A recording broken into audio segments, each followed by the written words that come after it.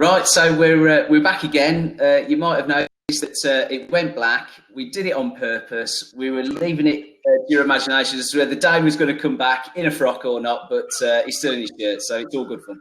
So picking up on one of the other points, and it's really about how people execute plans at sort of that sort of senior level. So, in your view, Dave, how does someone differentiate themselves at executing tasks or that plans at that level? Because it's got to be a bit of a minefield, to be honest. It is. I think from my perspective, I think about the big picture, and I think it's important somebody in my position thinks broad. If you've got somebody with a very siloed or narrow field of vision, they're not going to be looking at the whole business ethos. Where does the business want to go? Where's the strategy want to go? And I think the starter for 10, for me, is always trying to understand the vision from multiple stakeholders. I might be working for the CIO or the CTO. I will still want to talk to the business, understand what needs to be done holistically so I can maneuver my way through and build my team and teams to deliver.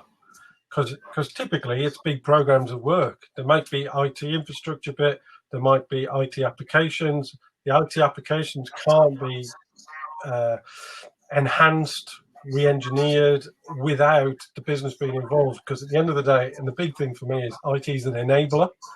A lot of people don't like that. I view very clearly that IT is there to support the business, and I'm a believer of you should be building teams with multifunctional teams, multidiscipline teams, of which IT is a component of it, and you've got people knowing inside and out process and how that gets implemented. So for me, I'm there as a trusted advisor. I want to help give the right message in the right direction. Understanding is key. Being able to speak up and be listened to. And if people don't like what you're saying, well, I'll just keep on saying it, because there's a reason why I'm saying it. At the end of the day, you don't have to do or act on what I say, but you need to listen to it. Yeah. Ultimately, I want to be somebody to help the business succeed. Yeah. That's it. Yeah. So in building on from that, then, what are the other sort of characteristics that you feel that somebody sort of will have that will just elevate them just above that, to get them to that necessary point that they've got they're in the ear of the right people? Yeah, I think the big thing for me is you need the broad shoulders. You've got a lot of weight to carry. Again, that's sounding wrong. But you need to be able to take a lot on. You need to think broadly, and you need to be able to know who the right people are to influence and talk to, and to get the right message across, because each individual stakeholder wants to hear something slightly different, or it's the same message but in a different way. And I come out and say, I'm not a political animal. I think at the end of the day, we've got to all work together and do the right thing for the business. But you've got to be mindful of how people do play the games. At the end of the day, we all want to succeed. Yeah, and that I think that political piece is massive. So I suppose to help in the transparency of dealing with that, what are the typical what sort of tools and teams are best being utilised then to manage those types of activities? Well, when I pull together a team, I look at who the stakeholder is that they're going to be working for, to make sure I've got somebody who is transparent, as you say, honest, and direct. I don't want anybody giving me the wrong message. I just want to tell the truth and pass that message on. There's no point hiding away from the truth. For example, people are very afraid of red status on projects. Don't worry about red. Red means I need help, and I can help. I can escalate and get the CTO, CIO to help. I will take that as a good, strong message. And I think that's one of the most powerful tools, is that people telling the truth. There's technical tools. You've got your Teams and your Zoom and all your collaboration stuff. But at the end of the day, I think it comes back to good old-fashioned, I've got a person with the right approach. He'll roll up his sleeves and he'll tell me the way it is. And he'll look for creative, challenging ways to solve problems. Doesn't come with, here's a load of problems, here's some opportunities, here's some challenges, but I know how I can get around them. Yeah, is that, and this is more of an addition really onto that, but when you look at the financials,